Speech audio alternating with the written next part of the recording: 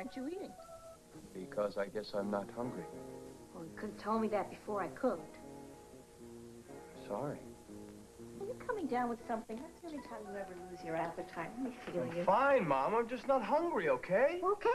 You don't just snap at me. I'm not nagging you, dear. I'm just concerned. I know you're not, but I'm okay. Honest. Okay, all right. I will leave you alone then. Where are you going, Mom? Noah's coming over to talk about the wedding. I want to go up to the attic and get something down for her. Look, I'm sorry. Do you need help? No, dear, I can manage by myself.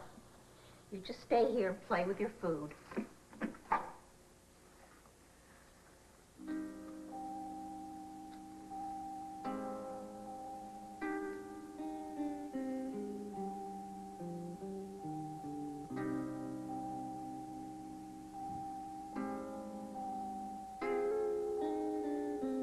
Mrs. Bauer, I hope you don't mind my stopping by so early. Oh, not at all. We get up very early around here. So, did you decide to come and look at the room? Well, actually, I decided to come and ask if I could just move in. Well, I'll tell you something. I don't know if I'm going to be able to recognize Mindy. Last time I saw her, she was kind of a funny-looking little kid, you know? Yeah, well, I saw her at Christmas, and I can promise you she's not a kid anymore. Well, I wouldn't think so, not at 17 anyway. Still, I'm glad she's coming. She's a lot of fun. You sure about that? Yeah, I'm sure. She makes me laugh. I'm a little nervous about it, Josh. Why? Because what am I going to do with a 17-year-old girl? Well, if you have any problems, just give me a call and I'll help you out, okay? Thanks. This is very strange. It seems that all the passengers have gotten off the plane, and where's Mindy? Oh, she probably stopped off in the cockpit to tell the pilot all the mistakes he made flying the plane. Yeah, well, why don't you ask the stewardess right here? Okay, good idea. Excuse me. My niece, Mindy Lewis, was a first-class passenger on this flight. Could you tell us when we might be expecting her? You must have just missed her. The first-class passengers were the first ones off the plane. The plane's completely empty now. Thank you for coming over so quickly. I appreciate it. Oh, well, you know, it was such a surprise when you called. I thought you'd left town. No, I've changed all my plans. Well, does that mean you've decided to stay here? Yes. Oh. Oh, I'm so glad. And Alan will be so pleased. But could I ask you a question? What changed your mind? I mean, the other day you were awfully determined. Come here, I'll show you. He changed my mind. Come here, Angel. Hi. Hello. Hope, I want you to meet Matthew.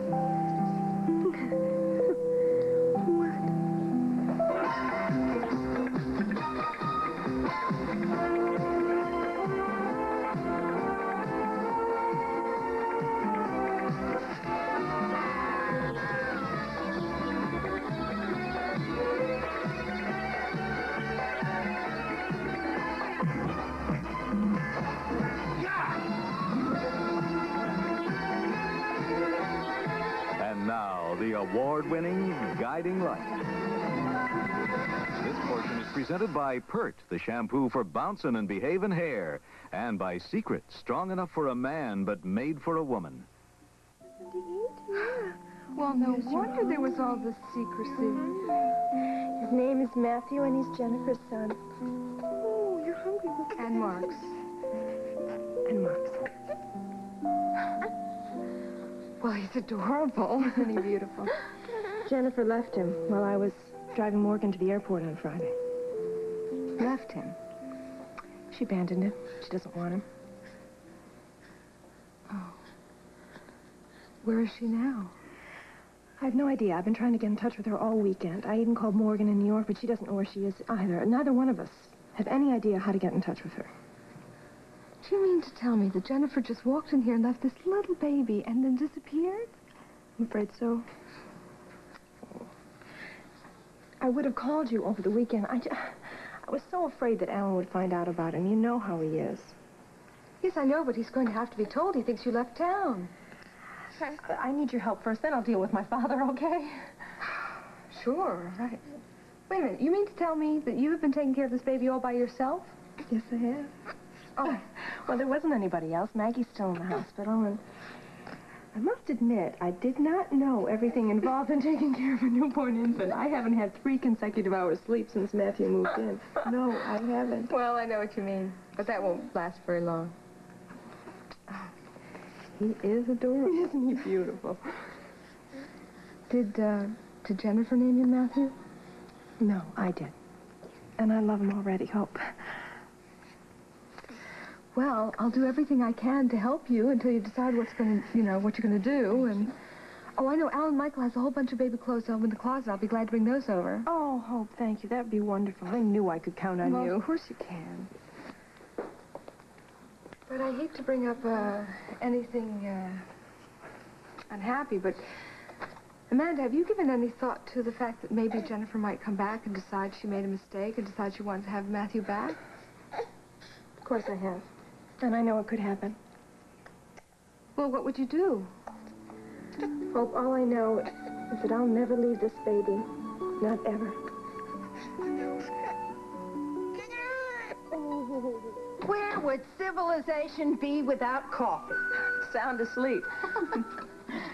You take it black, Yes, please. Okie doke. There you go. Thank you.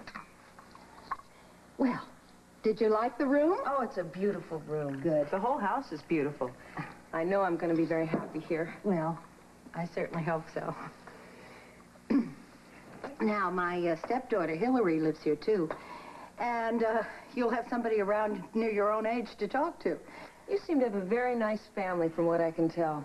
I know that I interrupted a family gathering on Friday when I came by. Well, a very dear friend of mine died last week, and the family all came over to kind of take care of me. I'm terribly sorry. I wish there was something better I could say. Oh, there's nothing better to say than I'm sorry. My mother died recently, and that was very hard for me. I miss her. Oh, that's a terrible thing to lose your mother. My father didn't want me to take the job at Springfield University. He thought that it was too early for me to go into the real world. And what does your father do? He's a career Navy man. And he still worries about you, doesn't he? Oh, yes, he does. Well, it's very hard for parents to try to stop interfering in their children's lives. Especially my father. He's always been very protective. Well, why don't you write him a letter and assure him that you're being very well taken care of and that he has absolutely nothing to worry about? Did you get hold of Billy? No, nobody answered this place, so I called your office to see if there's any messages. And And there was a message from Mindy. was she all right? She's fine, yeah. What happened to her? Nothing. She's going to be in later this afternoon around 4 o'clock. Oh, that's wonderful. I'm glad she called and told someone she was going to change her flight. I'm going to have to leave work early now and come all the way back up to the Relax. airport. There was a second part to the message. And the second part was? That she is not coming in on a plane, she's coming in on a bus. She'll be at the bus station. What? Yeah. Mindy is coming here on a bus? That's right, yeah. This kid's visit is getting off to a great start, isn't it? Well, we don't need to stand around here. Let's go. But listen, I think there's something we ought to talk about. What's that? Well, you haven't mentioned anything about Henry's plans for that house he wants us all to live in. I know. I never thought he would want us all to move out of Thornway Road. Oh, hello, Mrs. Renfield. Oh, I'm sorry. I came in to get Anastasia. Oh. No interruption at all. As a matter of fact, there's something that I want to talk to you about. Would you please sit down? Yes, of course. On Friday, Mr. Chamberlain announced that he wanted to buy a house so that all the Chamberlains could live together. Under one roof. I do hope it's a very large roof. Well, I can certainly understand Mr. Chamberlain desiring to have his entire family around him, especially after all these years. I know, I understand that, and I love my father, but I don't think it'll work. Really? I didn't know you felt that way. Well, I've been thinking about it all weekend, and I just can't see how it can work out. Well, you don't think, it wouldn't be so bad. Maybe, we could get used to it. No, there's no reason for us to get used to that. You see, I've always wanted to have a home just for Stacy and you and myself. And, Mrs. Renfield, I want you to know that there'll always be a place there for you. Well, I'm glad to hear you say that. But you don't have to consider me. Now, Mrs. Renfield, I know that Mr. Chamberlain has you in on these plans. I know that he did not exclude you from them. I know it. Why, you're probably right. Mrs. Renfield has always been a member of my family, and I don't want to change that at all. Thank you, Quentin. But really, I want you to make your own plans and to do whatever is best for you and Nola. Now, why don't I take Anastasia and leave you two to talk this over? There we go. Just let me know what you decide.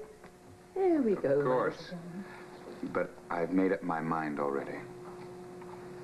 Yeah.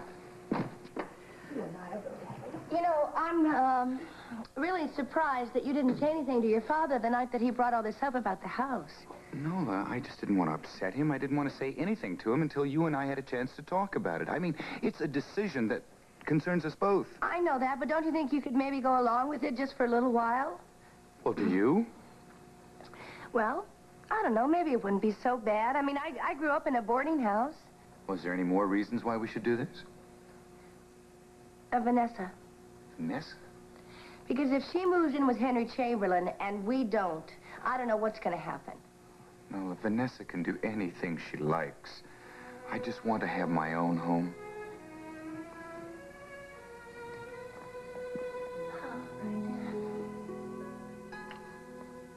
Any luck yet reaching my wife, Virginia? No, sir, not yet. Well, keep trying. Let me know. Yes, sir, I will. Oh, that's better, Jack. The last one was a little loose. Really? Well, if you let me have it, I'll fix it for you, Mr. Fine, pick it up at the house. How much longer will this take? Just a few more minutes. Well, good morning. Good morning, Al. Yes, I called for you earlier. Virginia said that you were coming in late. I'm sorry. I forgot to tell you that I was supposed to pick my niece up at the airport this morning. Oh, that's right. She arrives today. Did she have a pleasant trip? Well, I can't answer that. She hasn't arrived yet. We waited and waited, and we finally called and found out that she had left a message here that she's going to arrive later this afternoon. Sounds like Philip. Did she miss her flight? No, she decided to take a bus instead. A bus? That's what the message said. Well, perhaps she's going through a Jack Kerouac phase, on the road and all of that. I rather doubt that. I think Mindy would think Kerouac was a type of health food. Oh, speaking of food, sorry, Jack. Speaking of food, Hope and I were thinking of having a little dinner party for you and Mindy on Friday night. Philip would be there, of course, if that's all right. Oh, Alan, that would be lovely, provided Mindy shows up, of course. Oh, I'm sure she'll be here by then. Have you seen Philip since Friday? No, but I intend to. Well, that's it, Mr. Spaulding. It's all finished. Thank heavens. I'll have it ready for you by the end of the week. No hurry, Jack. Looks like it's going to be nice. Alan, I didn't actually come in here to talk to you about my niece. I wanted to remind you that tomorrow is the day you're supposed to present the check to the president of Springfield University for the Spaulding Wing to the new Humanities Library. Oh, that's right. Damn. I wonder if it's too late to get some kind of press. I've already handled that. I've had promises from both the local newspapers, at least one television station, and stringers from several wire services that they're going to cover it. But that's wonderful. I think that we should have the presentation here and then a small cocktail party afterwards at the club. And I've already made arrangements for a limousine to pick up President Anderson at the university. Well, it looks like you've thought of everything. Well, Alan, it's not every day that someone endows a wing, an entire wing, to a library, and I think that people should know about it. Well, it sounds very well organized and elegant, which is exactly the way I would expect you would do it. Thank you very much. Now, all you have to do is show up with Hope on your arm.